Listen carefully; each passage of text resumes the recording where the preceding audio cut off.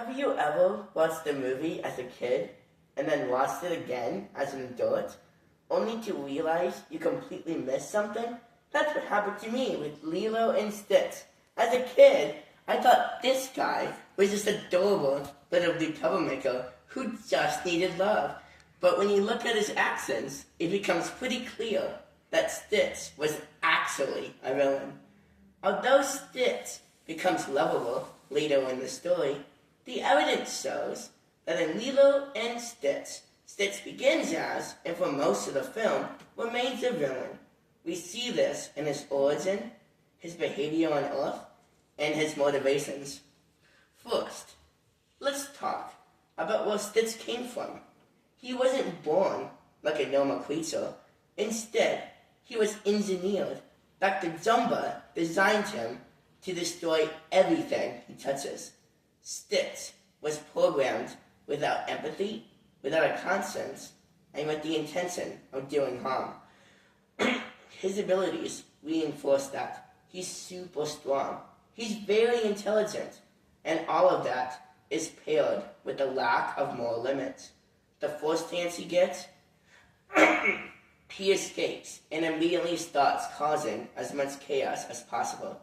So before Stitch ever lands on Earth, he's already functioning as a villain, because that's what he was made to be. But even if you ignore his origin story, the things he does once he gets to Earth make the case even stronger. Once Stitch crash lands in Hawaii, things quickly get chaotic. He destroys property, he scares people, he creates total chaos, and he often seems to enjoy doing it. The saddest part of this is that Lilo tries so hard to be good to him. She brings him home. She gives him a place in her family when nobody else wants him. How does Stitch repay her?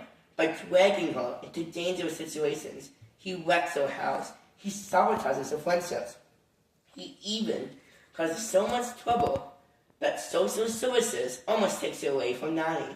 Han and colleagues have studied Disney movies that define a villain as a character who gets in the way of the protagonist. Stitch is doing exactly what a villain does, hurting innocent people, even the ones trying to help him. Some people might argue that Stitch isn't a villain because he didn't mean to. That brings us to the third point, his motivations. Stitch doesn't attach himself to Lilo at first because he likes her. He does it because she's small and easier to hide behind. He uses her as a shield from his enemies. That's not friendship, but rather using a person for your own benefit. Han and colleagues explain that villains in Disney films tend to sacrifice the well-being of others for their own personal gain. This is what Stitch does. Even when he starts to show signs of changing, it's not because he suddenly develops a moral compass. It's because he realizes he can't survive alone. Any growth he has happens only after everything goes awry, after the house is destroyed, after Lilo is endangered, after he has no other options. That is more like self-preservation than heroism. When you take all of this together, including his creation, his actions, and his motivations, the truth is hard to ignore. Stitch might end the movie on a better path, but for most of it, he fits the role of a villain. He was made for destruction. He behaved in destructive ways, and he acted mainly out of self-interest. According to Kjell Christensen, Disney villains have gotten harder to spot in recent years, as they are less likely to show obvious characteristics of an evil character.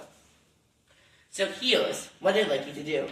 The next time you watch a movie and get the sense that one character is supposed to be a villain and another character is supposed to be a hero, question that and ask yourself if the roles could be reversed. People and aliens are complex, and most of them are not all good or all evil.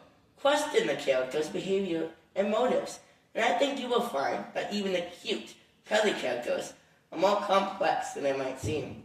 I also encourage you to post about this idea of heroes and villains, or talk about it with your friends, or even start a debate. You might find these conversations interesting and see a side of this guy and others that you hadn't considered before.